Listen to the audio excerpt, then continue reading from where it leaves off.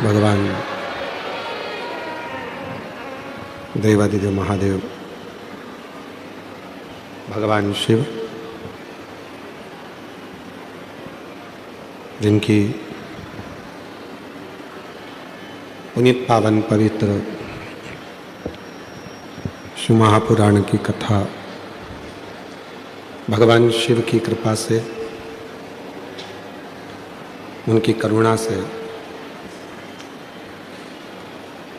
मुंबई के मीरा भयंदर में ये पवित्र कथा चल रही है। आज कथा का तृतीय दिवस है।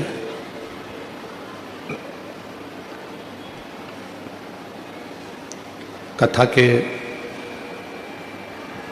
पवित्र मंडप में विराजमान सभी भगवान शिव के पुत्र पुत्रियां, कथा के मुख्य यजमान श्री प्रताप इंदर भाई बाबूराव सरनाइक जी, माँ माननीय नामदार परिवहन मंत्री महाराष्ट्र शासक श्रीमती परीक्षा प्रताप सरनाइक जी, एक बार जोरदार ताली बजाकर उनके लिए साधुवाद। श्री विहंग प्रताप सरनाइक जी, श्रीमती अनाहिता विहंग सरनाइक जी, चिरंजीवी समर विहंग सरनाइक जी, श्री पूर्वेश प्रताप सरनाइक जी, श्रीमती कश्मीरा पूर्वेश सरनाइक जी, चिरंजीवी रेयांश पूर्वेश सरनाइक जी, चिरंजीवी निरांश पूर्वेश सरनाइक जी, मीरा भयंदर मुंबई महाराष्ट्र। जोरदार ताली बजाकर इन सभी के लिए साधुता। जिन्होंने ये पवित्र पावन दिव्य शिव महापुराण की कथा को आप और हमारे बीच में पहुंचाया। मुंबई की तेज रफ्तार में यह कथा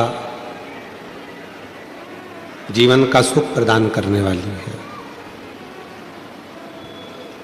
हम जानते हैं कि बहुत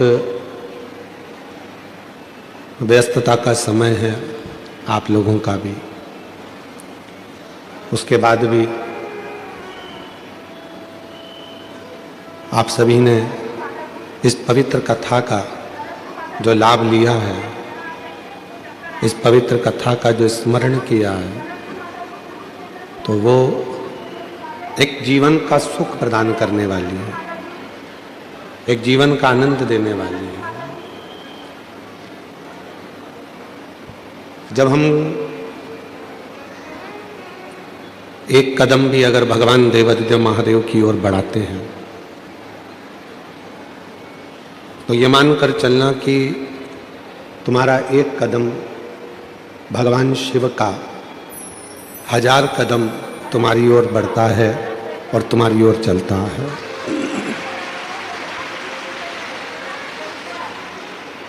ये एक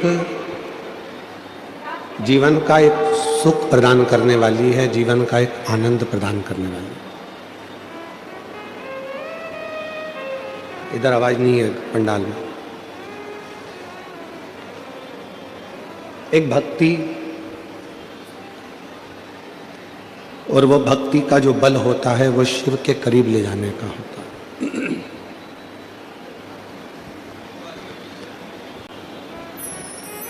दुनिया के सारे साधन कर लीजिए, दुनिया के सारे सुख अपने पास एकत्रित कर लीजिए,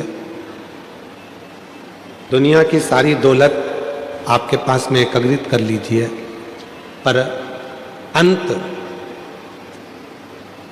जब व्यक्ति हॉस्पिटल में पड़ा होता है, वेंटिलेटर पर पड़ा होता है, तो वो दौलत सब अटैची भरी की भरी रह जाती है।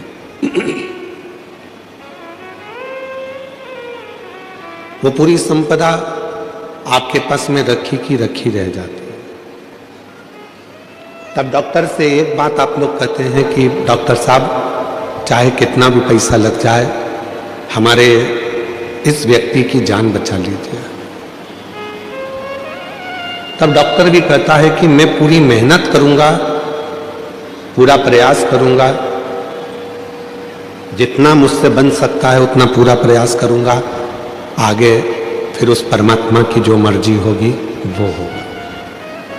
मतलब डॉक्टर भी जानता है कि मुझसे भी बड़ा एक डॉक्टर और है जो ऊपर से अपनी लीला करता रहता है। अगर उसने अपना डमरू बजा दिया तो पक्का है कि इसकी जान बच सकती है।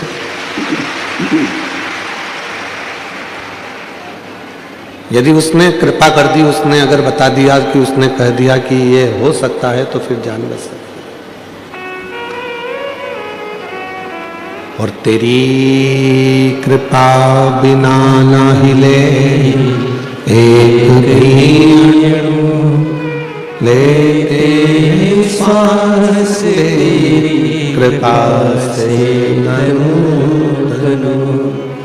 बखान क्या करूं मैं राखों के ढेर का, चपटी बहुत मेरे खजाना कुबेर का। हे गंगाधर मुक्ति द्वार ओमकार तू, भोले ओमकार तू, आयो शक्ति हर शंभु तार तार तू। मतलब डॉक्टर को भी मालूम है कि एक डॉक्टर और है जो बैठा बैठा कुछ लीला करता रहता है, कुछ अच्छा करता रहता है।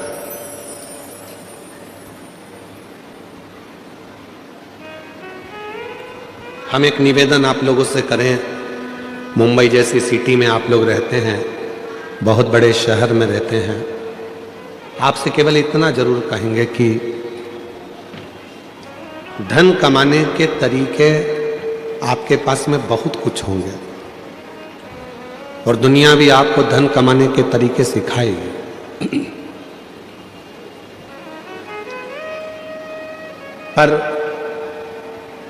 धन बढ़ाने के तरीके तो बहुत होंगे आपके पास में, पर उम्र बढ़ाने का कोई तरीका तुम्हारे पास में नहीं होगा।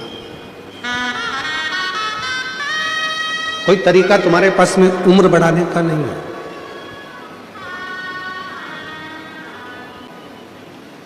हमने कई लोगों को देखा है,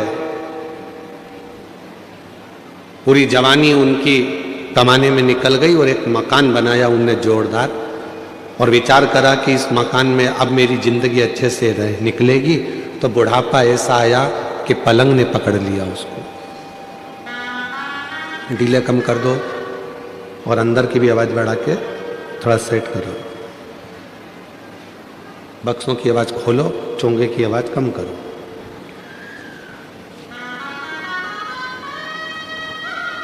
एक समय जब व्यक्ति अपनी पूरी जवानी झोंक देता है, पूरी जवानी लगा देता है, और जवानी को लगाने के बाद उसका एक अवस्था बुढ़ापे की आती है, एक अवस्था,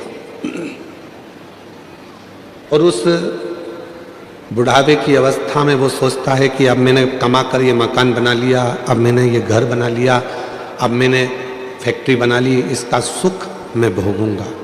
पर जब दांत होते हैं तब चने नहीं होते हैं, और जब चने होते हैं तब दांत नहीं होते।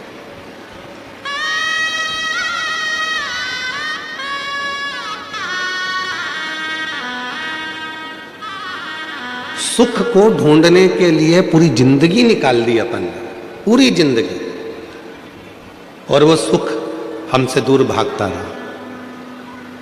वो सुख मिला नहीं, वो सुख प्राप्त नहीं हुआ।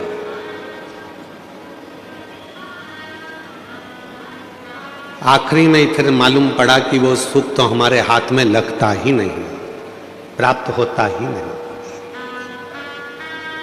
हुआ ही नहीं। एक गेम होता है,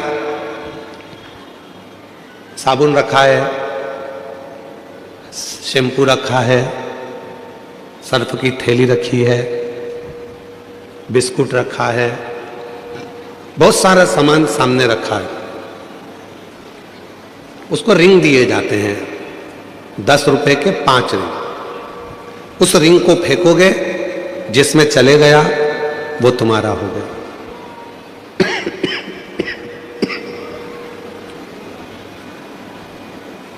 साबुन में चले गया तो साबुन तुम्हारा हो गया, सर्फ पर चले गया तो सर्फ तुम्हारा हो गया, बिस्कुट में चले गया तो बिस्कुट तुम्हारा हो गया। 5 रिंग, किसी किसी जगह पर 10 रुपए के 4 रिंग मिलते हैं। वो फेंकता है, साबुन हाथ में नहीं आता है, फिर फेंकता है, बिस्कुट हाथ में नहीं आता है, फिर फेंकता है, सर्फ की थैली भी हाथ में नहीं आती है, फिर फेंकता है, पेस्ट भी हाथ में नहीं आता है। आखिरी में 10 रुपए पूरे खर्च कर कर वो चला जाता है। जैसे 4 रिंग मिले हैं गेम खेलने के लिए, बचपन, जवानी, अधेड़ी और बुढ़ापा, इन रिंग को आप हर बार डालने का प्रयास कर रहे हो कि मेरा बचपन मैंने निकाल दिया, मेरी जवानी मैंने निकाल दी, मेरी अधेड़ी निकल गई, बुढ़ापा निकल गया, आखिरी में कुछ हाथ नहीं आया, तब पछतावा हाथ में रह गया। जब पछतावा हाथ में रह जाए उसके पहले एक काम करना कि रिंग को अगर जीतना है तो पहले अपने घर पर थोड़ी सी प्रैक्टिस करना, तो निश्चित है कि वो रिंग एक ना एक साबुन में, बिस्कुट में या कहीं ना कहीं पेस्ट में जाएगा। हमने प्रैक्टिस ही नहीं करी।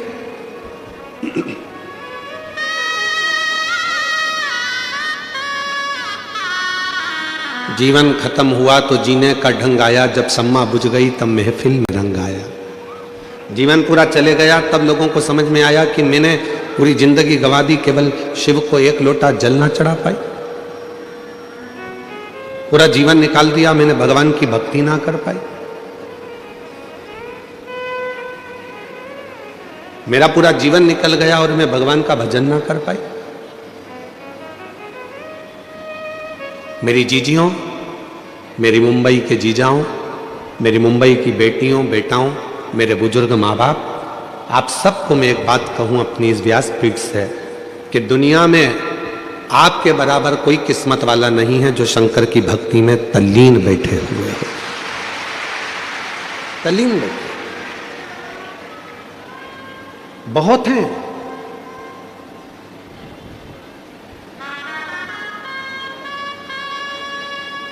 लोग कहते हैं बंबई माया नगरी है, पर आज हम सिद्ध कर कर जा रहे हैं बंबई बाबा नगरी है।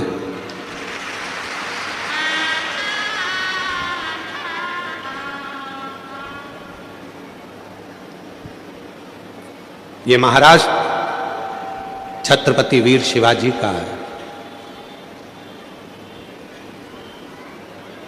ये मुंबई,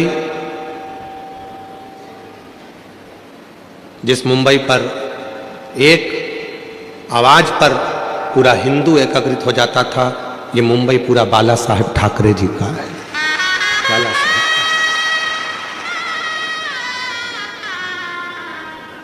बाला साहेब ठाकरे जी ने 3 चीजें अपनी जिंदगी में बड़ी अच्छी तरह से अपनाई। एक, सत्य को उन्होंने अपनाया।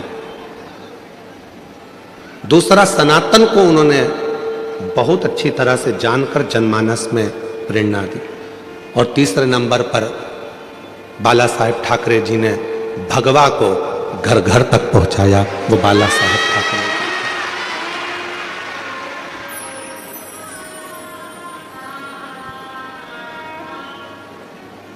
मुंबई में किसी विधर्मी की, महाराष्ट्र में किसी विधर्मी की निगाहें ऊपर नहीं होती थी जब बाला साहेब ठाकरे जी का एक हुक्म हो जाता था। जब हाथ में भगवा लेकर जब बाला साहेब ठाकरे जी अपनी हुंकार भर देते थे सिंह जैसी, तो सब अपने अपने बिल में जाकर घुस जाते थे। वो गर्जना बाला साहेब ठाकरे जी की थी। वो गर्जना बाला साहेब ठाकरे जी की थी।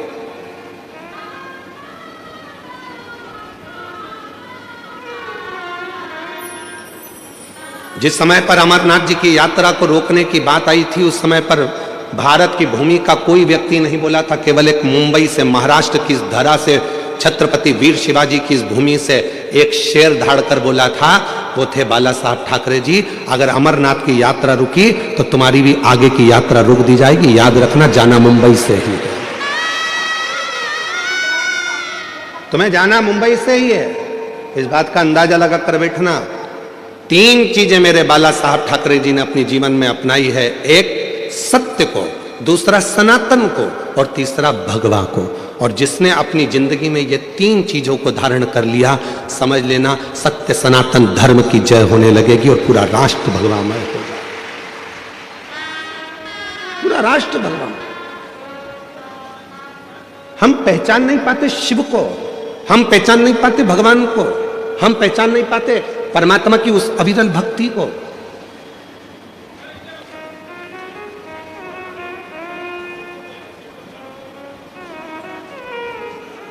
मेरी जीजियों, आप जब शंकर जी के मंदिर में 1 लोटा जल लेकर जाती हो तो केवल वो जल नहीं रहता, आपका विश्वास रहता है।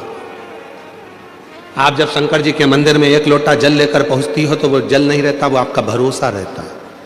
जब आप शिव जी के मंदिर में 1 लोटा जल लेकर जाती हो, वो केवल भरोसा विश्वास नहीं, आपके भीतर की शिव चरणों की दृढ़ता रहती है। आप जब शिव जी के मंदिर में 1 लोटा जल चढ़ाने के लिए जाती हो तो केवल वो शिव नहीं रहता, उस समय पर जल ग्रहण करते समय वो आपका पिता, आपका बाबुल, आपका भाई, आपका सखा, आपका मित्र और आपके दुख का हरण करने वाला शिव हो जाता है। वो शिव है।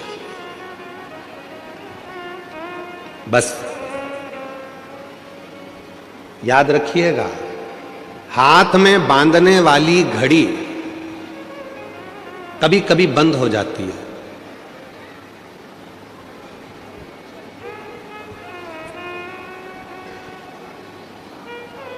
केवल तुम्हारी ही घड़ी बंद नहीं होती, हमारी भी हो जाती है। तो कई बार हमारे आशीष जी हमको इशारा कर कर बोल देते हैं, समय हो गया, घड़ी गड़बड़ हो गई है, चल नहीं रही है। अब हम आपसे एक बात पूछें, हाथ की घड़ी बंद हो जाएगी तो क्या समय घूमना बंद हो जाएगा? क्या समय चलना बंद हो जाएगा? क्या जम के बोलो जरा। नहीं। घड़ी बंद हो जाएगी तो क्या समय चक्र चलना बंद हो जाएगा? क्या नहीं, नहीं हो सकता। समय अपनी रफ्तार से चल रहा है, समय अपनी रफ्तार से आगे बढ़ रहा है। घड़ी बंद हुई है, समय बंद नहीं हुआ। तो फिर कई लोग ऐसे भी हैं, परिवार ने धोखा दे दिया तो उन्होंने जीना ही छोड़ दिया। पत्नी ने धोखा दे दिया तो मन में आया कि अब जिंदगी बेकार हो गई। पति ने धोखा दे दिया तो लगा कि अब जीवन ही बेकार हो गया। फिर मन में आया रिश्तेदार ने धोखा दे दिया तो मेरा तो जीवन ही बेकार हो गया। एक कंपनी में जॉब कर रहा था, उस कंपनी से निकल गया तो सोचा कि अब तो मेरी पूरी जिंदगी बेकार हो गई, अब मुझे कोई दूसरा जॉब ही नहीं मिलेगा। क्यों सोचना? घड़ी बंद हुई है, समय चक्र बंद नहीं हुआ। याद रखना, घड़ी बंद हो जाए घबराना नहीं, समय तो चल रहा है और ये समय हमको सिखा रहा है कि दुनिया में कितना भी दुख की घड़ी आ जाए और घड़ी बंद भी हो जाए तो हिम्मत मत हारना। जैसे समय चक्र चलता रहता है वैसे भी तुम चलते रहना, तो तुम्हारी जिंदगी एक ना एक दिन मंजिल तक पहुंच जाएगी। समय चक्र के अनुसार अपने जीवन को अग्रण्यता रखिए, समय चक्र के अनुसार अपने जीवन को प्रबल रखिए। अपने जीवन, कोई कहता है कि बचपन में भगवान को भजना चाहिए, जवानी में भगवान को भजना चाहिए, अधेड़ी में भगवान को भजना चाहिए कि बुढ़ापे में भगवान को भजना चाहिए? बोल रहे मुंबई वाली जीजियों और मुंबई के जीजाओं, बचपन में भगवान को भजना चाहिए, जवानी में भगवान को भजना चाहिए, अधेड़ी में भगवान को भजना चाहिए कि बुढ़ापे में भगवान को भजना चाहिए? शिव महापुराण की कथा कहती है कि तुम्हारी जिंदगी में जब तुम्हें लगने लगे कि शिव मेरा पिता है, उसी समय से भगवान को भजना प्रारंभ कर देना चाहिए। उसी समय। इंतजार मत करना कि बचपन में कोई भगवान की भक्ति करी जाती है। जवानी में क्या भगवान का भजन किया जाता है?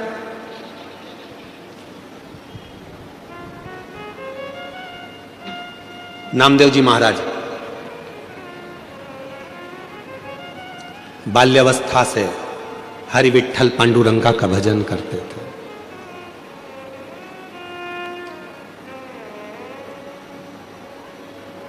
बचपन से विठ्ठल विठ्ठल विठ्ठल विठ्ठल विठ्ठल भजा।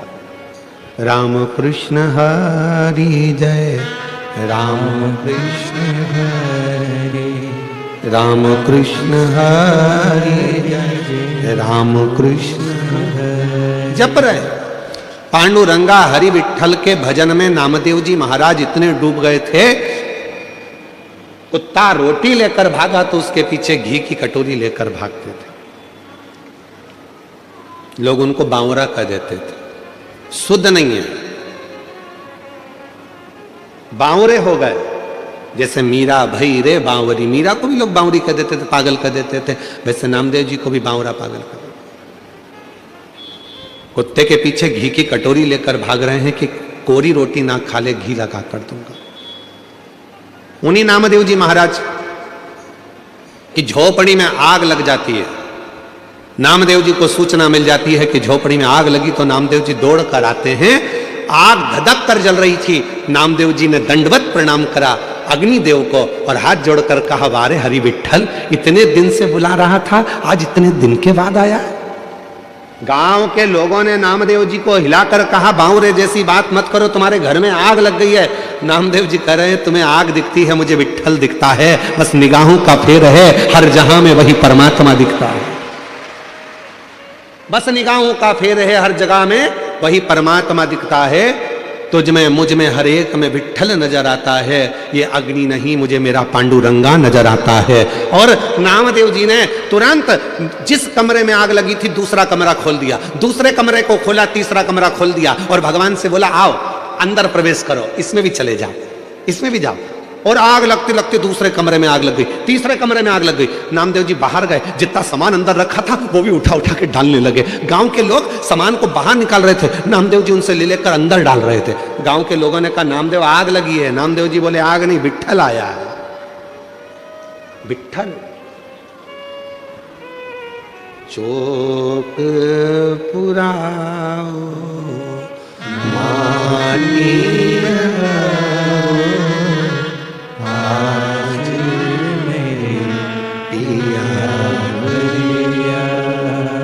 आज मेरा विठ्ठल आया है, पांडुरंगा आया है।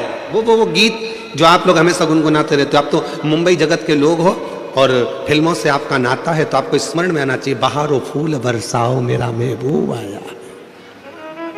आज मेरा हरि विठ्ठल आया, अग्नि के रूप में आया, अग्नि के स्वरूप में आया। गांव के लोगों ने गादी निकाल ली थी, कम्बल निकाल लिया था, रजाई निकाल ली थी, नामदेव जी ने सब ले जाकर डाल दी। और डालने के बाद गांव के लोगों ने अब देखा पूरा घर धधक कर जल रहा था। अब क्या उड़ेगा नामदेव, ठंड पड़ रही है इतनी तेज, क्या करेगा नामदेव। इतने में गांव के लोगों ने कह दिया, अपन ने तो निकाला था कंबल, अपन ने निकाली थी दरी, अपन ने निकाली थी गादी, इसने सब डाल दी, इसलिए अब इसको रात को कोई भी ना तो दरी देगा, ना कंबल देगा, ना गादी देगा, इसको ठंड में उकड़ने दो, ठंड में कांपने दो। नामदेव जी महाराज एक पेड़ की छांव में सो गए। ठंड लग रही थी बहुत तेज, कुकड़ कर सो रहे थे। मेरे हरि विठ्ठल ने विचार करा, इसने मुझे अग्नि के रूप में भी देख लिया और कहा कि मेरा हरि विठ्ठल आया, तो मुझे तो अदा करना पड़ेगा अपना फर्ज। मेरे हरि विठ्ठल ने, गांव के लोग तो चले गए और मेरे हरि विठ्ठल ने नामदेव जी का जो मकान जला था उसी मकान को इतना जोरदार बना दिया और उसमें नामदेव जी को ले जाकर रात की रात में सुला भी दिया।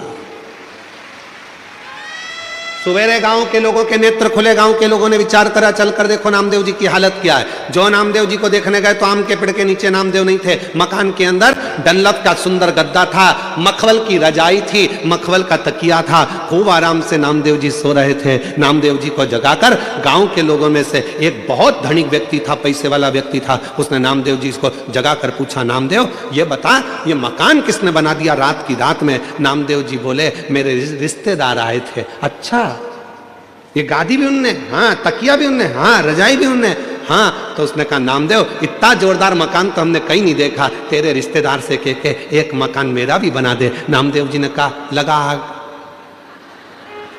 लगा। कोई आग लगा के बस्ती बसा रहता है, कोई आग लगा के बस्ती बसा लेता है, कोई वीराने में भी दीप जला लेता है। वो श्री हरि विठ्ठल के परम भक्त हैं नामदेव, जो हर जगह पर भक्ति के बल पर उस हरि विठ्ठल का दर्शन कर लेते हैं। ये उनके ऊपर हरि विठ्ठल की कृपा है, दया है।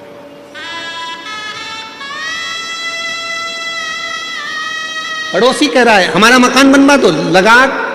आग लगाना कोई साधारण नहीं है, पूरा समर्पित होना साधारण नहीं है। मेरी जीजियों, कई लोग ऐसे हैं संसार में जो 3 बार 4 बार 5 बार पशुपति व्रत कर लिए, 5 बार प्रदोष कर लिया, 4-6 बार सोमवार के व्रत कर लिए, उसके बाद भी शिव जी सुनते नहीं हैं। तो उसके मन में आता है बाबा मेरी सुनते नहीं है। क्यों नहीं सुनते? क्योंकि आपका समर्पण पूरा नहीं है। जिस दिन आपका समर्पण पूरा हो जाएगा उस दिन मेरा देव अधिदेव महादेव आपका हो जाएगा। समर्पण कहां पूरा है?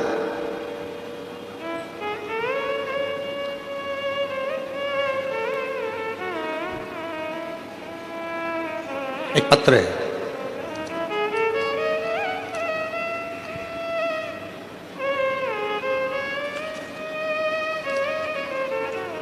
मैं पिंकी गोयल, पति भारत भूषण गोयल, मुंबई थाने में रहती हूं।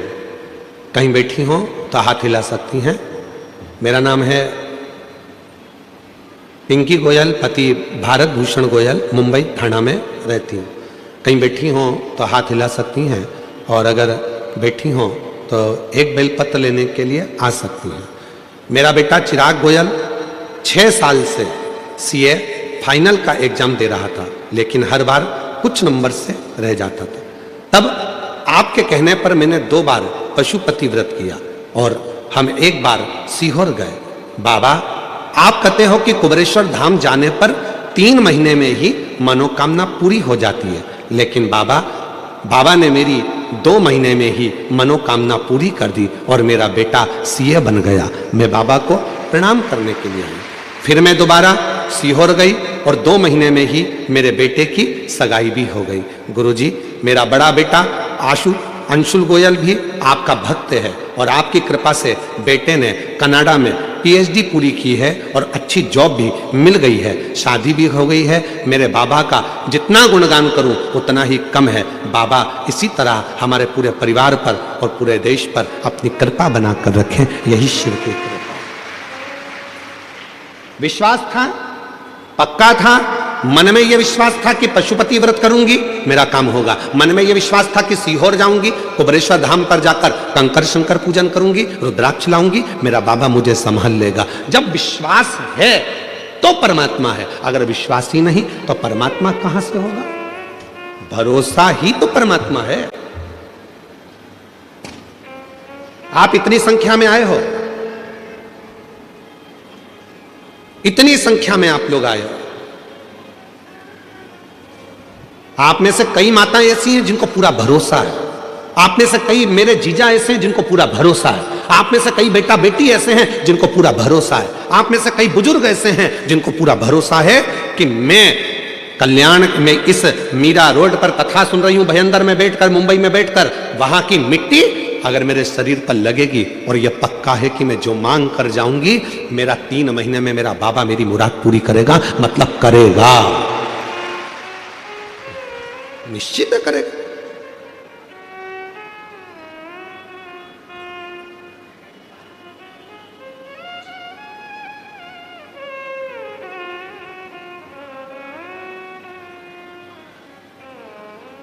कल एक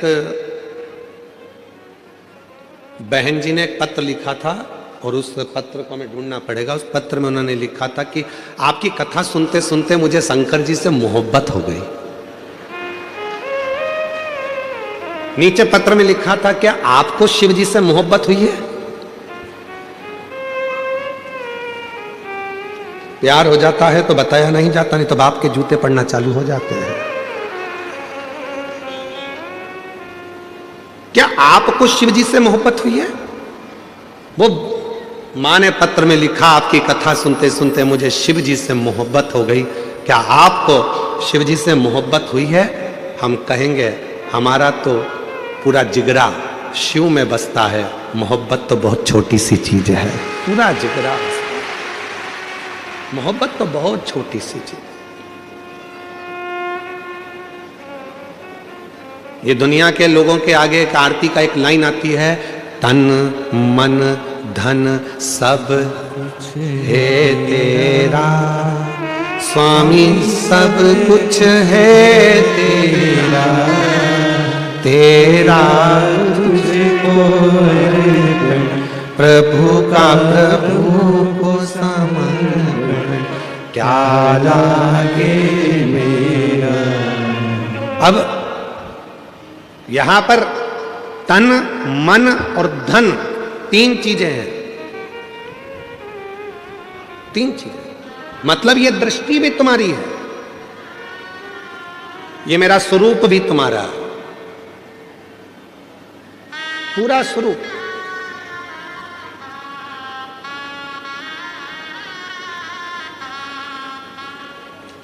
कहा गुरुजी तन मन धन लिखा है तो इसमें धन मतलब अपने घर का जितनी प्रॉपर्टी है, जितना धन है सब भगवान का। नहीं, तुमने कमाया है, तुम्हारा है, मना कौन कर रहा। तो फिर तन मन धन लिखा तो हमने कहा गाने की एक लाइन याद कर लो, चांदी जैसा रंग है तेरा, सोने जैसे बाल, एक तू ही धनवान है गोरी बाकी सब कंगाल। मतलब तेरे पास में इतना वैभव, परमात्मा ने तुझे करोड़पति बनाकर भेजा है, लाखों के नेत्र देकर भेजा है, लाखों की किडनी देकर भेजा है। दुनिया का जो व्यक्ति कहता है कि मैं गरीब हूं, समझना पक्का झूठ बोलता है। परमात्मा ने किसी को भिखारी बनाकर पैदा नहीं करा, परमात्मा ने करोड़पति बनाकर पैदा करा।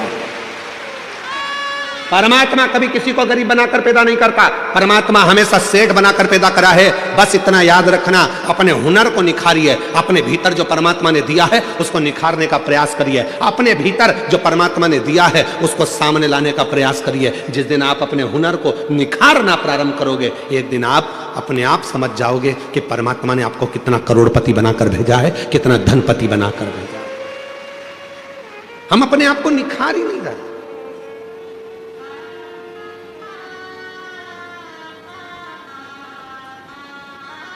कई माताएं अपने बच्चे से कहती हैं, बनो तो राम बनो, बनो तो श्रवण बनो, और बच्चा चिल्लाकर कहता है मम्मी तुम तो कभी नहीं कहती हो कि बनो तो कृष्ण बनो।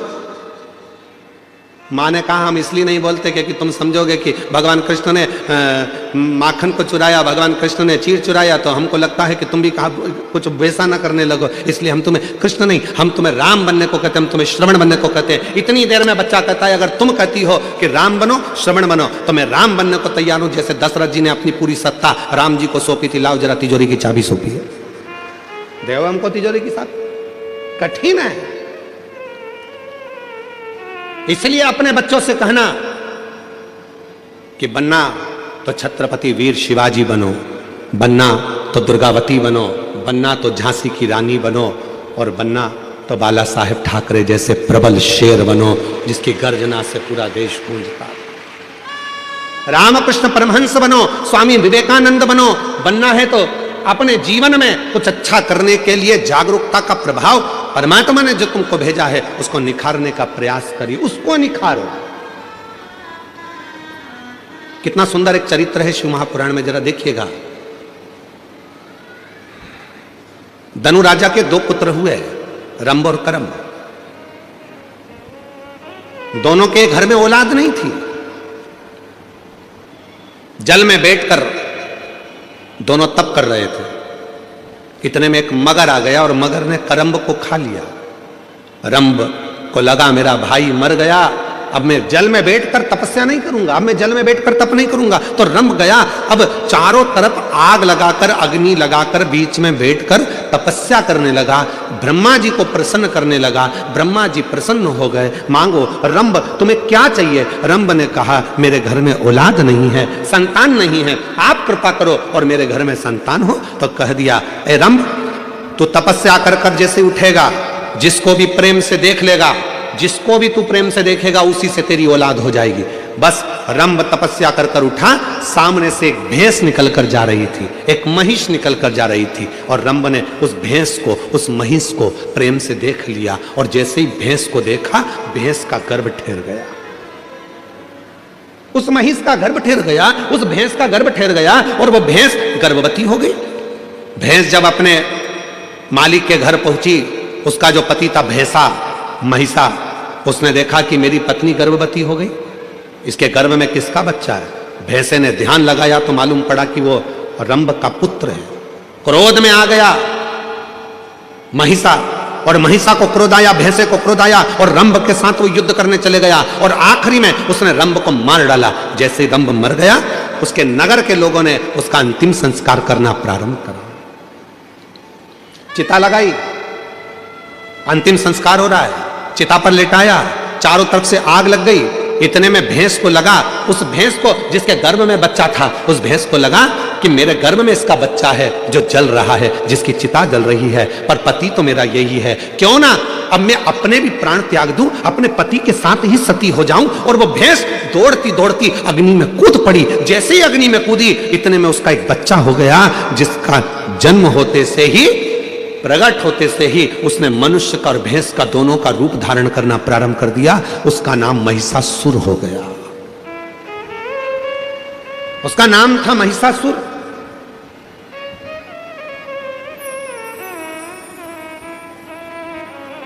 भैंस का रूप धारण कर कर, भैंसे का बड़ा रूप धारण कर कर सामने आ गया।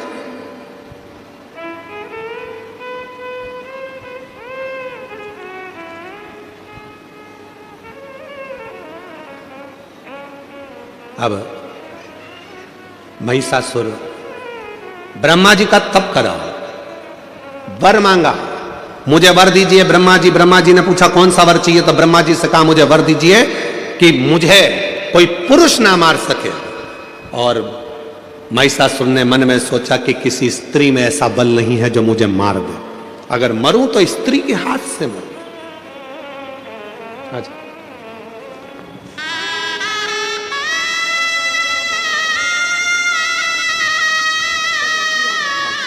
भाई आपको बेटे थे सीए भी बनने की और दूसरे बेटे का भी अच्छे जॉब की। एक बार जोरदार ताली बजाओ। दोनों बच्चों का अच्छा जॉब भी लगा और दोनों बच्चों का विवाह भी हुआ। बहुत बहुत बधाई आपको। महिषासुर को वर मिल गया, मरूं तो एक स्त्री के हाथ से मरूं। तथास्तु। खूब उपद्रव मचाया उस महिषासुर ने, बहुत बहुत उपद्रव मचाया। इतना उपद्रव महिषासुर ने मचाया, चारों तरफ हाहाकार मच गई। हर जगह पर लोग घबराने लगे, डरने लगे, भय खाने लगे। इतना भय उत्पन्न होने लगा महिषासुर के कारण कि देवताओं के पास में दौड़ दौड़ कर जाते, प्रार्थना करते, इस महिषासुर को मार दो। ब्रह्मा जी ने कहा ये महिषासुर ऐसे मरने वाला नहीं है, ये मरेगा तो किसी स्त्री के हाथ से मरेगा, इसको देवता नहीं मार सकते, इसको मारेगी तो केवल एक नारी मारेगी। अब देखिए, जो कथा चल रही थी वो यहां पर आकर जुड़ी है। आपके अंदर एक भगवान ने ऐसा गुण देकर भेजा है, उस गुण को आपको निखारना, उस गुण को निखारना। कैसे मरेगा? देवताओं से जाकर कहा आप सबकी धर्म पत्नियों को जाकर कहिए कि कोई एक इस महिषासुर को मार दे। इंद्रदेव की पत्नी से कहा कि तुम मार सकती हो। ब्रह्मा जी ने कहा नारी में बल तब आता है जब वो अपने पति का सम्मान करे, आदर करे, सत्कार करे और नमन करे, ऊंची आवाज में बात ना करे, तो नारी के अंदर एक बल बड़ा प्रबल रहेगा, बड़ा प्रबल। मेरी जीजियों, हम जानते हैं आप सब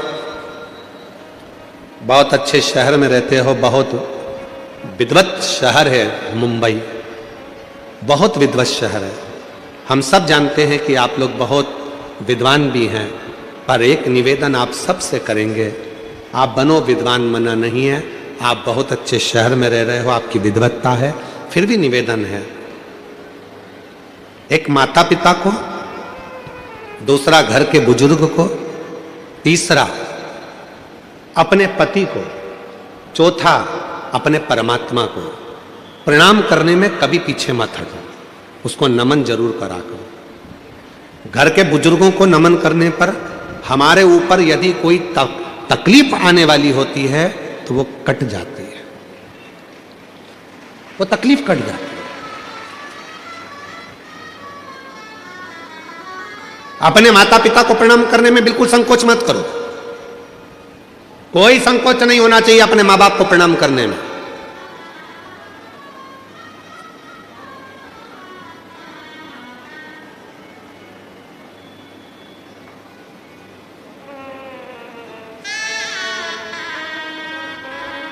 एक हमारे बहुत अच्छे जजमान हैं, बहुत अच्छे हैं, उनके 4 लड़के हैं,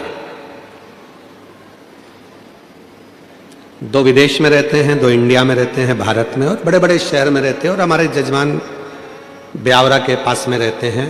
तो हमने उनसे कहा कि अब तुम बुजुर्ग हो गए हो दोनों, तो बेटों के पास क्यों नहीं चले जाते? तो कहा गुरुजी हम गए थे, हम विदेश के दोनों बेटों के पास गए, हमारा एक बेटा बेंगलोर में रहता है, हम वहाँ भी गए, फिर एक हमारा बेटा हैदराबाद में रहता है, हम वहाँ भी गए। अच्छा, तो फिर अब इस अवस्था में, इतनी बुढ़ापे अवस्था में तो तुमको बेटों के पास रहना चाहिए, तो फिर यहाँ क्यों वापिस ब्यावरा आ गए, फिर वापिस यहाँ रह रहे हो क्यों? गुरुजी हम वहां रह तो रहे थे, पर ऐसा लग रहा था कि वहां से हमारा अपनापन खत्म हो चुका था। गुरुजी माँ बाप के पास जैसे बेटा रहता है, उसको लगता है कि ये मेरे माँ बाप हैं और इनके पास जो कुछ भी है उस पर मेरा हक है। जैसा बेटा रहता है अपने माँ बाप के पास में और उसको लगता है कि ये मेरे माँ बाप है और इनके पास जो है उस पर मेरा हक है। पर आज हम आपसे कहते हैं गुरुजी, जब माँ बाप अपने बेटे के पास रहते हैं तो ऐसा लगता है कि हम किसी पड़ोसी के घर में कुछ दिन रहने के लिए आए हैं, किसी पड़ोसी के घर में आए। हमें अपना हक नहीं लगता, डर लगता है। सामान तेज गिर गया, बेटा जाग कर आएगा, कुछ कह देगा। पानी ज्यादा गिर जाएगा तो बहू कुछ कह देगी, कुछ कहूंगी तो पोता पोती कुछ कह देंगे। डर सा रहता है। इसलिए गुरुजी हम उनके पास नहीं, अपने गांव में ब्यावरा के पास में रहते हैं, 2 रोटी बनाकर खा लेते हैं। कम से कम भय की जिंदगी तो नहीं जीते, अपनी गुड जिंदगी को जीने का प्रयास करते। क्यों हो रहा है? किस लिए हो रहा है? क्या कारण है जो आज माता पिता को अपने बच्चों के पास रहने में भय उत्पन्न होने लगा है? भय लगता है क्यों? क्योंकि हमने उसको आदर करना बंद करवा दिया। आप सिखाओ, 4 जगह पर झुकने पर कभी भी आप हार नहीं मान सकते। माता पिता के आगे झुकिए, घर के बुजुर्गों के आगे झुकिए, दूसरे नंबर पर, तीसरे नंबर पहले घर के माँ बाप के आगे झुकिए, घर के बुजुर्गों के आगे झुकिए। अपने अगर विवाह हुआ है, पति है, उसको भी प्रणाम करिए। और परमात्मा जिसको तुम भजते हो, जिसको तुम स्मरण करते हो, जपते हो, उसको प्रणाम करने में पीछे मत हटो। और एक बात और अपने अंदर उतार कर रखिए, किसी से गुरु मंत्र लो मत लो। आज के जमाने में 50 बार सोचना पड़ता है कि गुरु किसको बनाया जाए, इसको बनाए गुरु, उसको बनाए गुरु, उसको बनाए गुरु। आज के जमाने में किसी पर भरोसा भी नहीं टिक पाता, ना जाने कौन ऐसा मिलेगा जो हमारी जिंदगी नाश कर कर चले जाएगा। तो गुरु भी सोचना पड़ता है, अच्छा कब मिलेगा, कैसा मिलेगा, क्योंकि आज के जमाने में गुरु फिरे बाजार में, हमसे दीक्षा ले, हमसे गुरु मंत्र लो, हमसे दीक्षा लो। गुरु फिरे बाजार में, हमसे दीक्षा ले, तुम नरक पड़ो चाहे स्वर्ग जाओ, पर लिफाफा हम ही को दो। आज के गुरु तो ऐसे हो गए हैं जो केवल धन की चाह करते हैं। पर याद रखना, अगर कोई गुरु नहीं मिल रहा, किसी को आप गुरु नहीं बना पा रहे हो, तो एक काम करना, अपने शंकर को 1 लोटा जल चढ़ाकर श्री शिवाय नमस्तुभ्यम बोलकर मंत्र का जप करना प्रारंभ कर दो। शिव को गुरु बना लो, वो शंकर तुम्हें पार लगा दे, वो शिव तुम्हें पार लगा। शिव को गुरु बनाओ, प्रणाम करो, माता पिता को प्रणाम करो, घर के बुजुर्गों को प्रणाम करो, पति को प्रणाम करो, परमात्मा को प्रणाम करना चाहिए। भगवान ने सबके अंदर एक एक बड़ा सुंदर एक प्रकाश देकर भेजा, उसको प्रकाशित करना है। तब देवताओं ने कहा कि ढूंढो, किसी स्त्री में अगर क्रोध आ जाए और वो स्त्री वो हो जिसने अपने पति से ऊंची आवाज में बात ना करी हो, तो कहा ब्रह्मा जी से, ब्रह्मा जी आप ब्रह्माणी को भेज दो महिषासुर को मारने। ब्रह्मा जी कहने लगे मेरी ब्रह्माणी ने तो मुझे श्राप दिया है कि पृथ्वी पर कहीं तुम्हारे मंदिर नहीं होंगे। भारत की भूमि पर ब्रह्मा कहते हैं मेरा केवल एक ही मंदिर है, वो पुष्कर में है, क्योंकि मेरी पत्नी ने मुझे श्राप दिया था, इसलिए मेरी पत्नी महिषासुर को नहीं मार सकती। मेरी पत्नी महिषासुर को नहीं मार सकती। तो इंद्र से कहा इंद्र तू अपनी इंद्राणी को भेज दे। इंद्राणी ने कहा जब कल्प वृक्ष जा रहा था मेरी पत्नी क्रोध में आ गई थी और उसने मुझे अपशब्द कह दिया था। मेरी पत्नी इंद्राणी भी महिषासुर को नहीं मार सकती। फिर कहा भगवान विष्णु से आप लक्ष्मी जी को भेजिए और लक्ष्मी जी से कहो कि महिषासुर को मार दे। लक्ष्मी जी की बात आई तो भगवान विष्णु ने कहा लक्ष्मी महिषासुर को नहीं मार सकती, क्योंकि एक बार मैं लक्ष्मी जी तैयार हो रही थी, श्रृंगार कर रही थी और मैं लक्ष्मी पर हंस दिया था तो लक्ष्मी ने मुझे श्राप दे दिया था। हे नारायण तुम मुझे देखकर घोड़े जैसे हंसे हो, मैं तुम्हें श्राप देती हूं कि तुम्हारा सिर कटेगा और तुम्हारा को घोड़े का मुंह लगेगा, तुम्हारा हयग्रीव अवतार होगा।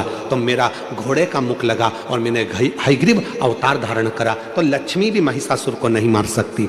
तब देवताओं ने कहा केवल एक पार्वती ऐसी है जो अपने पति से कभी चिढ़कर नहीं बोलती, कभी क्रोध में नहीं बोलती, इसलिए केवल पार्वती महिषासुर को मार सकती है। केवल पार्वती,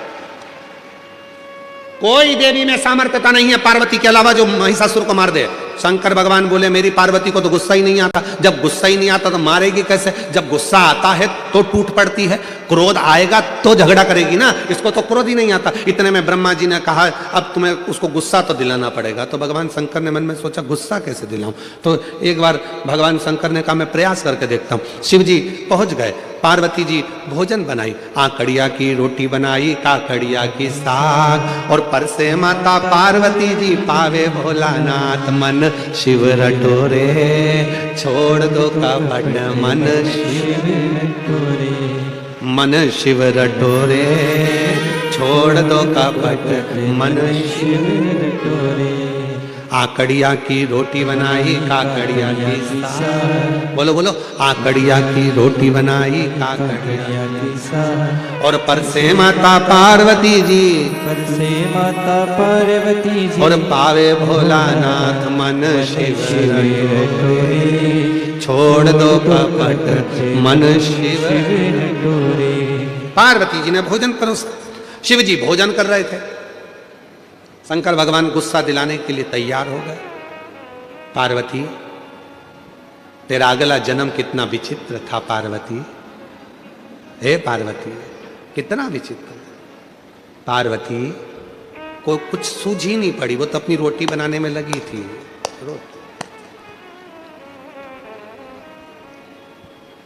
फिर भगवान शिव जी ने कहा पार्वती तेरे पिताजी हिमालय राज के पास में इतना धन था, कन्यादान में एक फूटी कोड़ी नहीं दी तेरे पिताजी ने, तेरे पिता ने एक फूटी कोड़ी नहीं दी। सोचा था शिव जी ने कि पार्वती को गुस्सा आ जाएगा। पार्वती तेरे पिताजी के पास में कितना धन था, गाड़ियां, अलमारियां, वैभव सब था, फिर भी तेरे पिताजी ने कुछ नहीं दिया। पार्वती जी सिर पे पल्लू लेके मुस्कुरा के बोली मेरा पिता तो दे देता, तुम्हारे घर में रखने की जगह है। शंकर भगवान मन में सोचे मैं इसके बाप के ऊपर पहुंचा, ये मेरे बाप के ऊपर पहुंच गई, क्या बोलूं, गुस्सा तो आ ही नहीं रहा। तब शिव जी ने ध्यान लगाकर फिर कहा पार्वती सूखे पत्ते खाते खाते तू एकदम अर्पणा हो गई थी, काली पड़ गई थी, याद है तुझे, मैंने तुझे काली कहा था। इतने में पार्वती जी बोली तुम्हें सोचना चाहिए, इतने समय के बाद में थक गई, जब तप कर कर कर काली पड़ गई तब तुम मुझे लेने आए, पहले आ जाते तो मैं काली नहीं पड़ती।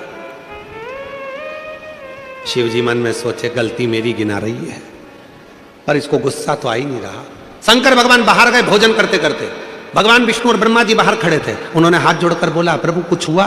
शंकर भगवान बोले रत्ती भर भी करंट नहीं आया, रत्ती भर नहीं आया। इतने में भगवान ब्रह्मा और विष्णु ने तुरंत कहा प्रभु आपने क्या क्या बोला? तो कहा मैंने उसके पिताजी के बारे में बोला कि तुम्हारे पिताजी ने कुछ नहीं दिया, तो वो बोली तुम्हारे घर में रखने की जगह नहीं थी, उसके बारे में बोला। तो इतने में भगवान विष्णु ने कहा एक काम करो कि पार्वती का जो अगला जन्म था सती का, उनके पिता के बारे में बोलो, हो सकता है थोड़ी आग लग जाए, हो सकता है। जब मायके के बारे में बोला जाता है तभी थोड़ी सी क्रोध आता है। अब शिव जी ने कहना चालू करा, पार्वती तेरा अगला जन्म कितना विचित्र था। तेरे पिताजी ने यज्ञ रखा और उस यज्ञ में सबको बुलाया, मुझे नहीं बुलाया, तुझे नहीं बुलाया, तेरा पिता था अपनी बेटी को नहीं बुलाया, और तू पहुंच भी गई तो धक्के मारकर निकाल दिया तेरे पिताजी ने। इतनी देर में तो पार्वती जी जो आटा उसन रही थी उसको और जम के उसनना चालू करा, और जम के।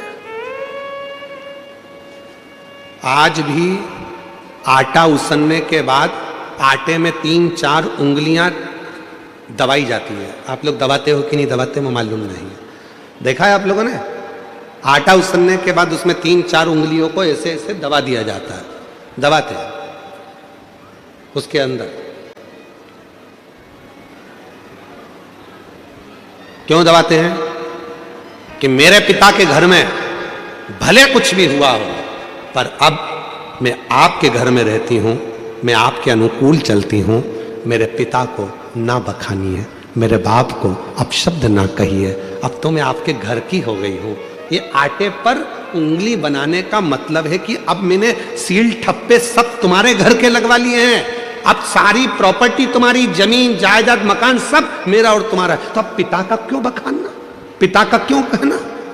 पर शिव जी तो माने नहीं, गुस्सा दिलाना था। आखिरी में शंकर भगवान ने कह दिया, अरे पार्वती आखिरी में तो तुझे जल के भस्म होना ही पड़ा। इतनी देर में पार्वती बर्तन को लेकर मांजने बाहर गई, बर्तन धोने जैसे बाहर पहुंची, सामने से महिषासुर आ रहा था, और जब गुस्से में लाल और फिर कोई कुछ कह दे।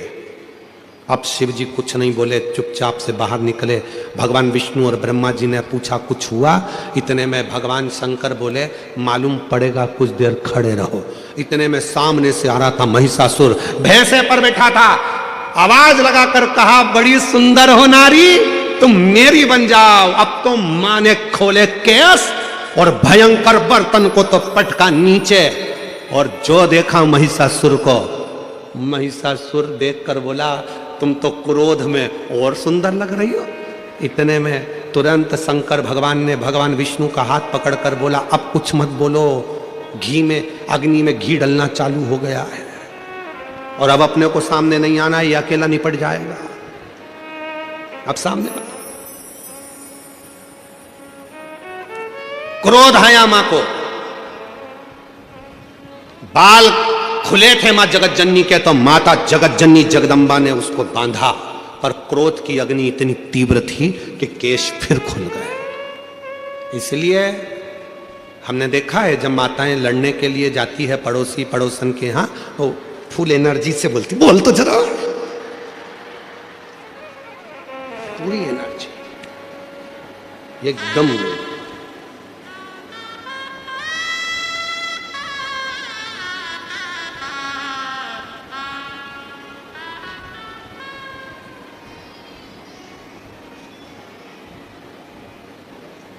वो कई माताएं जूड़ा बांध के उसमें ऐसा फूल लगा लेती है, ऐसे ऐसे थोड़ा थोड़ा थोड़ा थोड़ा चारों तरफ फूल लगाते।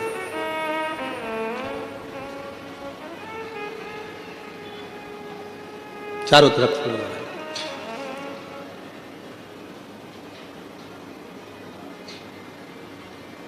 हमारा निवेदन है, वो फूल देखकर फ्लावर मत समझ लेना।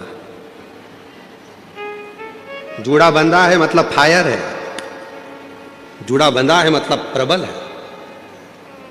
पार्वती मैया ने अपना जूड़ा बांधा, जो जाने लगी केश फिर खुल गए। इतने में महिषासुर बोला, मैं तुझे अपनी बनाऊंगा। पार्वती जी ने जो जगदम्बा का रूप रखा, ठहाका लगाया, सिंह को बुलाया, भैंसे पर था महिषासुर, मां चढ़ गई सिंह पर। सारे देवता पुकारने लगे मेरी मां को, सारे। और जब महाराज, जब देवताओं ने पुकारा, आवाज लगाई, निवेदन किया, देवी दुर्गे उमा विश्व जननी रमा मातु तारा। एक जगदम्बा तेरा सहारा, देवी दुर्गे उमा विश्व जननी रमा मातु तारा। एक जगदम्बा तेरा सहारा। हे हजारों माँ अपराध मेरा, हुआ धम पातक पुत्र तेरा।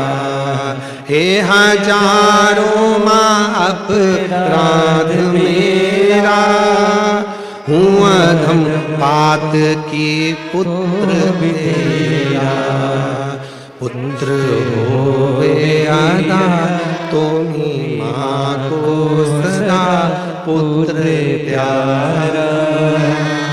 एक जगदम्बा तेरा सहारा, देवी दुर्गे उमा विश्व जननी रमा मातु तारा।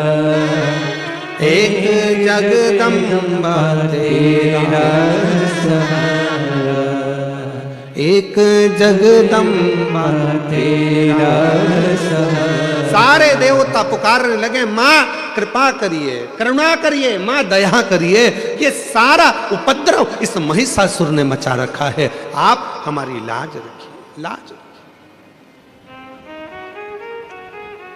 और तेरे भक्त जनों पर माता भीड़ पड़ी है भारी, और दानव दल पर टूट पड़ो माँ। माँ ऐसी कृपा कर, हजारों लाखों शेरों पर सवार होकर गर्जना करती हुई इस महिषासुर पर टूट पड़। हे सप्तशृंगी कृपा कर, हे मां मुंबा देवी कृपा कर, हे मां चंडी कृपा कर, हे मां कमला कृपा कर, करुणा कर।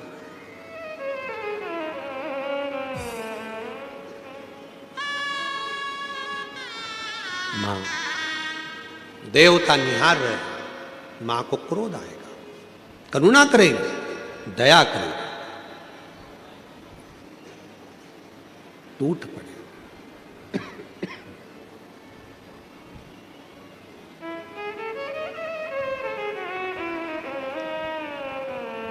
और मां करुणा करने वाली मां, दया करने वाली मां आदि शक्ति से प्रार्थना करे, निवेदन किया, दीदी महादेव से अपने मन का भाव कहिए, दिल से प्रार्थना करिए, विनती करिए, शिव जी को अपने मन का भाव बोलिए और हृदय से बाबा को अपने मन की बात कहकर प्रणाम करिए, विनय करिए, निवेदन करिए। जहाँ जगह मिले वहाँ बैठकर बाबा को मन की बात कहिए। आज कथा तृतीय दिवस में पहुँच रही है, कल कथा का चतुर्थ दिवस रहेगा। चौथे दिन की कथा मतलब 5 दिन की कथा में चौथे दिन की कथा को क्या कहते हैं? शिवरात्रि। और परसों के दिन, कल का कथा का समय तो यही रहेगा 2 बजे से 5 बजे तक। परसों 28 तारीख को कथा विराम होगी, उसका कथा का समय सुबह 8 बजे से 11 बजे तक रहेगा और कथा 11 बजे विराम होगी। ये कथा 2025 की विराम की कथा रहेगी और 2026 में फिर वही 4 से 10 जनवरी बड़े आनंद के साथ diamond industrial park 4 national highway number 8 Palsana जिला सूरत में 4 से 10 जनवरी तक दोपहर में 2 बजे से 5 बजे तक शिव महापुराण की कथा रहेगी। भाव से आप और हम उस कथा का लाभ लेंगे। फिर जनवरी में ही 16 से 22 जनवरी बड़ौदा गुजरात में शिव महापुराण की कथा रहेगी 22 तारीख तक। उसके बाद में उत्तर प्रदेश वालों के लिए बधाई है बहुत बहुत। उत्तर प्रदेश में प्रयागराज में माघ मेले में 27 से 31 जनवरी तक 5 दिवसीय शिव महापुराण की कथा 1 बजे से 4 बजे तक सतुआ बाबा सेवाश्री खाक चौक महावीर मार्ग पाटुन पुल नंबर 1 माघ मेले में 5 दिवसीय शिव महापुराण की कथा। उत्तर प्रदेश वासियों को बहुत बहुत बधाई हो जो माघ मेले में आप 5 दिन शिव पुराण की कथा को श्रवण करेंगे। 27 जनवरी से 31 जनवरी तक दोपहर में 1 बजे से 4 बजे तक बड़े भावों के साथ जो भी शिव भक्त सतुआ बाबा शिविर में कथा श्रवण करने के लिए आ रहे हैं उनको बहुत बहुत साधुवाद है। और भाव से ये पवित्र कथा सतुआ बाबा शिविर में चलेगी जिसका लाभ आप और हम सब लेंगे और अपने जीवन को धन्य बनाएंगे। भाव से बाबा को अपने मन का भाव कहिएगा, हृदय से प्रार्थना करिए। 2 दिन की कथा हो रही है, कल और परसों दिल से बाबा को अपने भाव व्यक्त करिएगा।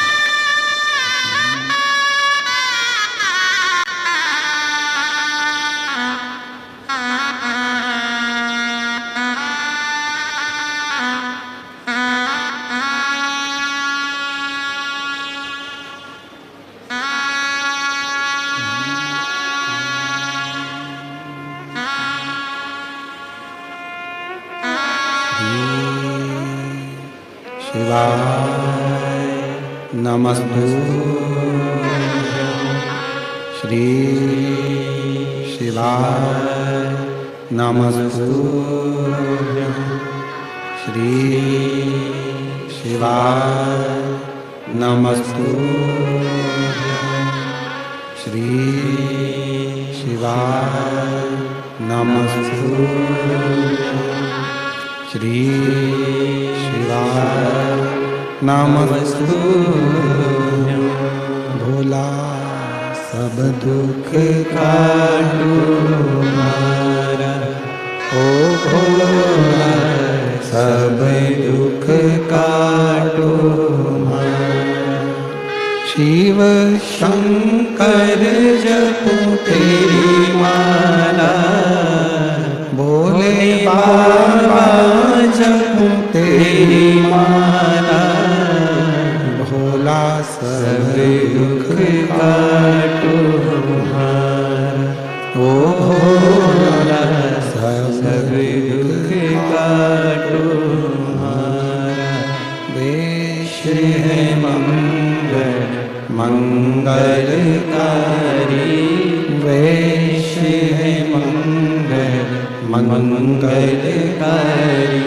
शमशान वासी हमारा, शमशान वासी हमारा। ओ भोला सब दुख काटो हमारा, ओ भोला सब दुख काटो हमारा।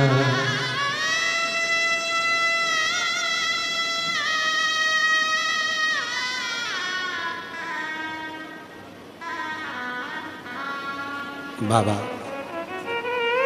देवादिदेव महादेव भगवान शिव ओगड़दानी त्रिकालदर्शी कैलाशी विनाशी भगवान शिव की कथा करें। महिषासुर मां जगतजननी जगदम्बा अंबा माता पर उनको देखकर अपशब्द पर अपशब्द कह रहा।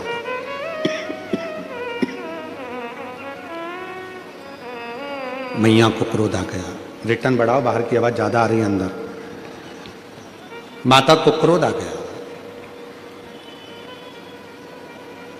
और देवी दुर्गे उमा विश्व जननी रमा मातु तारा, एक जगदम्बा तेरा सहारा, एक जगदम्बा तेरा सहारा।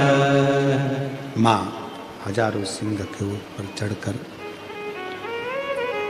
सिंह की सवारी कर कर महिषासुर पर दौड़ पड़ी। महिषासुर माता को अपशब्द पर अपशब्द कह रहा था। इतने में मां चढ़ी सिंह पर और जो महिषासुर पर दौड़ पड़ी तो महिषासुर के छाती पर जो त्रिशूल का प्रहार करा, महिषासुर के प्राण उसी समय छूट गए। देखिए जरा कितनी कृपा है मां की। भगवान शंकर ने केवल माता को थोड़ा सा बल दिया है। जब महिषासुर का मर्दन हो गया, महिषासुर समाप्त हो गया, तो मां पार्वती जी ने शिव जी से कहा, इतनी शक्ति मुझ में कैसे प्रकट हो गई जो मैंने इतने बड़े असुर का संहार कर दिया। इतने बड़े असुर का संहार मैंने करा है, इतनी शक्ति मुझ में प्रकट कैसे हुई। भगवान देवादिदेव महादेव ने कहा, सुनो पार्वती, तुम जब महिषासुर का संहार कर रही थी उसी समय मैंने भगवान ब्रह्मा और विष्णु के सामने संपूर्ण जगत की स्त्रियों को, घर में जन्म लेने वाली एक बेटी को, घर में जन्म लेने वाली एक नारी को, घर में जन्म लेने वाली एक कन्या को, घर में जन्म लेने वाली एक स्त्री को मैंने उसी समय पर वर दे दिया था कि जगत में, संसार सागर में, पृथ्वी पर जो भी कन्या, एक लड़की अगर पृथ्वी पर जन्म लेगी तो उस नारी के संग में शंकर भगवान की आदि शक्ति भी उसके अंदर विराजमान रहे। शिव जी के साथ में आदि शक्ति भगवान शंकर की प्रत्येक नारी के साथ में विराजमान, प्रत्येक नारी।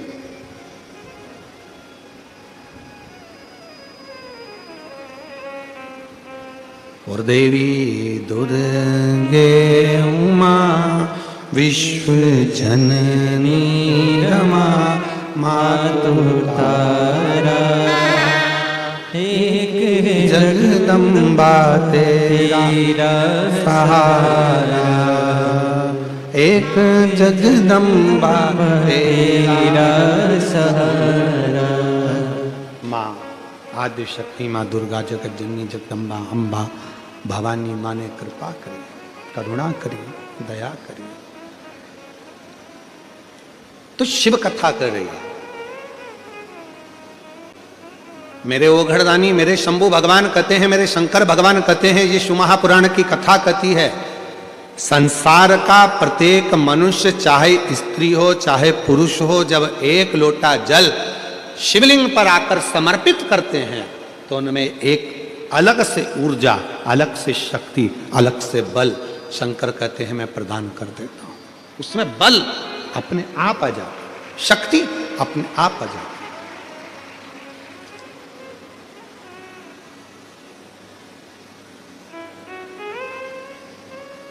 कितनी माताएं हैं जो सोमवार का व्रत करती हैं? जरा हाथ उठाना।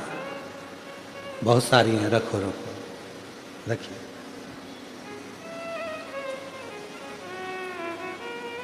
आप में से कई माताएं ऐसी भी होंगी, कई जीजियां ऐसी होंगी जो कई सालों से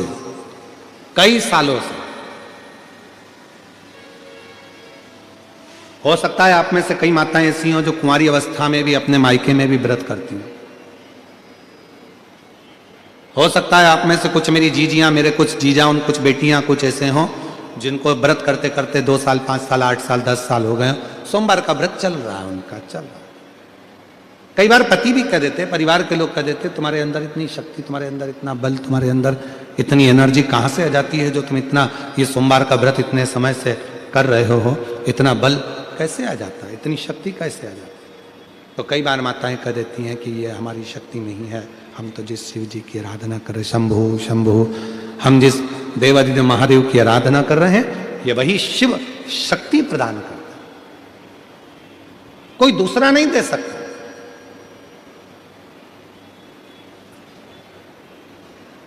प्रश्न आया, जिस समय पर भगवान देवादिदेव महादेव की पवित्र कथा श्रवण करना थी, बिंदुक को प्रेत योनि से मुक्त करना था और चंचुला देवी शिव महापुराण की कथा तुमरुका जी से श्रवण करने के लिए बैठी थी। तुमरुका जी से शिव पुराण की कथा श्रवण करने बैठे। बाहर के स्पीकरों की आवाज बढ़ाओ, अंदर के स्पीकरों की आवाज बढ़ाइए, स्पीकरों की आवाज बढ़ाओ। कहे कहा, पूछा तुमरुका जी के पास में जब माता पार्वती जी ने भेजा, जब माँ जगज्जननी जगदम्बा पार्वती जी ने जब कहा,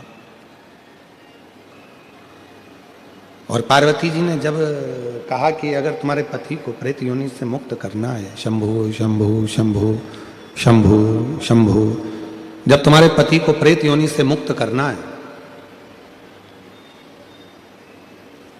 तो क्या तुम तुमरुका जी से जाकर शिव महापुराण की कथा श्रवण कर सकती हो? और तुमरुका जी कोई साधारण नहीं है। फिर निवेदन करूं मेरी जीजियों से, 20 साल शादी के हो गए, 25 साल शादी के हो गए, 30 साल शादी के हो गए, हमने इस व्यासपीठ पर देखा है कई माताओं को जिनकी शादी के 40-40 साल हो गए, उसके बाद भी भगवान देवादिदेव महादेव की कृपा से उनके घर भी औलाद मेरे शंकर भगवान ने प्रदान कर 35-40 साल। तो अगर 20 साल शादी के हो गए, 25 साल हो गए, नहीं है संतान, तो दुख नहीं होना। सफेद आंकड़े की जड़ पति पत्नी दोनों लेकर आए, तुमरुका जी का नाम लेकर, रजस्वला धर्म के 7वें दिन तुमरुकेश्वर महादेव का नाम लेकर जो सफेद आंकड़े की जड़ है उसको देव अधिदेव महादेव पर से 21 बार भ्रमण कराकर घुमाकर लाल धागे में नंदी के पास खड़े होकर शिवलिंग का दर्शन करते हुए उसको मां नारी अगर अपने कमर पर बांध लेती है और शिव की कृपा उस पर होना प्रारंभ हो जाती है। और बाबा हम कहेंगे अगर एक बार नहीं हो तो दूसरी बार करो, दूसरी बार नहीं हो तो तीसरी बार करो, पर चिंता मत करना, बाबा के आश्रित होकर उसके भरोसे, उसकी दृढ़ता में, उसके भरोसे पर करना। जब पूर्ण समर्पण तुम्हारा शिव पर हो जाएगा, जब पूर्ण समर्पण तुम्हारा भगवान देवादिदेव महादेव पर हो जाएगा, जब पूर्ण समर्पण तुम्हारा शंकर के प्रति हो जाएगा, तो निश्चित है कि तुम्हारे घर में एक बाबा पुष्प जरूर देगा, तुम्हारे घर में संतान जरूर देगा, औलाद जरूर देगा। और मैंने तेरे ही भरोसे बाबा, तेरे ही भरोसे, प्रेशर बढ़ा दे बाबा, मैंने तेरे ही भरोसे हवा बिच उड़ती जावांगी बाबा, डोर छेड़ी नाम कटी जावांगी, भोले मेरी पतंग, शंभु मेरी पतंग। तुमरुका जी के वचन पर विश्वास कर कर चंचुला देवी अपने पति के लिए शिव महापुराण की कथा को श्रवण कर रही। जब पूर्ण भरोसा होता है, पूर्ण विश्वास होता है, पूर्ण दृढ़ता होती है, भरोसा जब दृढ़ हो जाता है, विश्वास जब दृढ़ हो जाता है, तो शिव स्वयं आकर खड़ा हो जाता है। शिव स्वयं आते हैं। हम एक निवेदन करें आप लोगों को, अगर स्वीकार करें तो, कभी कोई विषम समस्या यदि आपके सामने खड़ी होती है, विषम समस्या जिसका कोई निराकरण हो ही नहीं रहा, सब दूर हाथ जोड़ लिए, सबसे कह लिए, सबको प्रणाम कर लिया, सबसे बोल दिया, सबसे विनय कर ली, तो भी वो समस्या मिट ही नहीं रही है, तो हमारा निवेदन है 5 बेलपत्र, 5 दुर्वा, दुर्वा जानते हो, दूब, दुर्वा, 5 दुर्वा, 5 बेलपत्र, 5 कनेर के पुष्प शिव जी को समर्पित कर कर उसी एक लोटे जल से 5 बार शंकर भगवान को जल चढ़ाना प्रारंभ करिए। लगभग 1 हफ्ते यदि आपने शिव को जल चढ़ाना प्रारंभ कर दिया इसी क्रम से, तो निश्चित है वो समस्या का हल 1 हफ्ते के अंदर बाबा को निकालना ही पड़ेगा और आपका लक्ष्य निश्चित करना ही पड़ेगा। आपका लक्ष्य निश्चित करना पड़ेगा। कितनी बेलपत्र है? 5। कितनी दुर्वा है? 5। कितने कनेर के पुष्प हैं? 5। और जो 1 लोटा जल आप लेकर गए हो उसी को थोड़ा थोड़ा कर कर 5 बार समर्पित कर, 5 बार नाम स्मरण रखना तुमरुकेश्वर महादेव का। फिर से बोलिए नाम। जम के बोलो जरा, तुम रुकेश्वर महादेव। तुम रुकेश्वर महादेव का एक नाम ऐसा नाम है, हम कई माताओं से कहते हैं जिनके गर्भस्थ कई पत्र हैं ऐसे आए हुए हैं, बहुत सारे पत्र हैं जिसमें माताओं ने कहा हमारे शरीर में गांठ थी और वो बाबा की कृपा से गांठ गली। एक पत्र है, अच्छा है, देखिए तुम रुका जी का नाम कितना प्रबल।